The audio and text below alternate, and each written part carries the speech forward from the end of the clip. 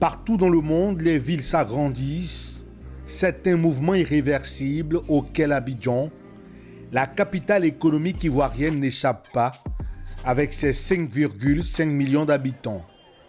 Un nouvel avenir se dessine, passionnant, mais parfois inquiétant.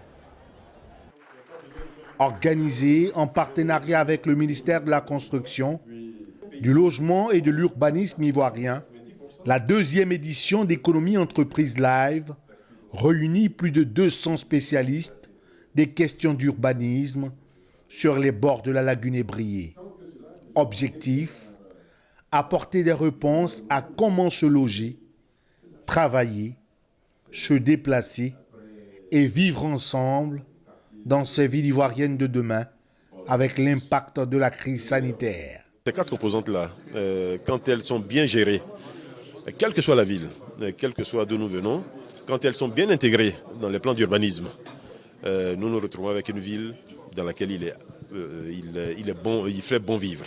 C'est cela. La ville de demain, ce n'est pas forcément une ville futuriste, une ville moderne avec des trams partout, des aéroports partout, le métro partout. Non, ce n'est pas cela. C'est une ville où on se sent bien. Une ville qui est, par exemple, très verte, avec des espaces verts, avec des rues bien faites. On s'y sent très bien. On s'y sent même mieux que dans une ville bétonnée. Autant de défis pour un art de vivre.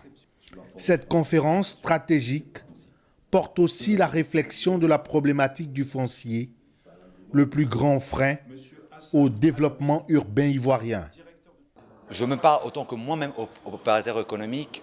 Bon, je ne veux pas dire que je suis là, je veux dire que je viens d'arriver en Côte d'Ivoire et je veux investir en Côte d'Ivoire. Mais je ne connais personne. Et comment je dois procéder? Tout d'abord, je vais aller voir, je ne sais pas, un terrain à Bassam ou un terrain à Bécherville ou bien un terrain, je ne sais pas où ça se trouve. Bon, j'ai dit, ok, je vais prendre ce terrain qui est là. Mais je ne sais pas qui est le propriétaire exact de ce terrain. Les défis, les enjeux de demain sont aussi les plans d'urbanisation qui intègrent à la fois les métropoles et les villes satellites. La problématique du développement de la ville et de la planification de l'urbanisation devient une absolue nécessité. D'ailleurs, une question de survie. Nos villes sont concentrées, elles sont hautement concentrées et elles sont très denses. Aujourd'hui, il est important de commencer à réfléchir à des villes secondaires. Et donc, il s'agit de réfléchir et de penser et de parler de quel type de ville on voudrait. Parce qu'aujourd'hui, il faut commencer à déconcentrer, commencer à décentraliser, de sorte à ne pas avoir des capitales qui soient complètement engorgées. À ce niveau, le partenariat public-privé reste une variable nécessaire à l'attractivité de la ville et au financement de son développement. Et le privé gère en fait tout ce qui est mobilisation de fonds et travaille de façon pratique et après les ouvrages sont transférés à l'État. Mais tout ça c'est possible. Alors, pour nous résumer,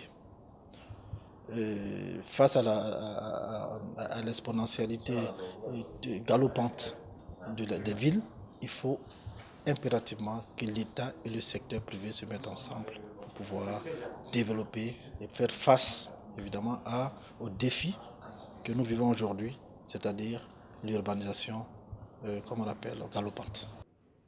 Cette tribune qu'offre Économie Entreprise Live conforte aussi la coopération Sud-Sud. Économie Entreprise Live a effectivement cette notion de cet ADN coopération Sud-Sud. Nous sommes une entreprise marocaine. Le Maroc est un pays un peu, je dirais, entre guillemets, leader dans la notion de coopération Sud-Sud. C'est la vocation de tout le pays marocain. C'est la vocation de Sa Majesté le roi Mohamed VI qui, depuis une vingtaine d'années, fait la promotion de cette coopération Sud-Sud. Pourquoi? Parce qu'on sait, nous Marocains, que l'Afrique peut s'aider entre elles au lieu de faire appel un peu à la coopération occidentale, je dirais, ou américaine, ou française, ou japonaise, ou chinoise. Voyons déjà ce que l'Afrique sait faire pour pouvoir nous aider. Avec ses 54% de population citadine, la Côte d'Ivoire se doit d'inventer un nouveau mode de vie. dans un monde qui bouge.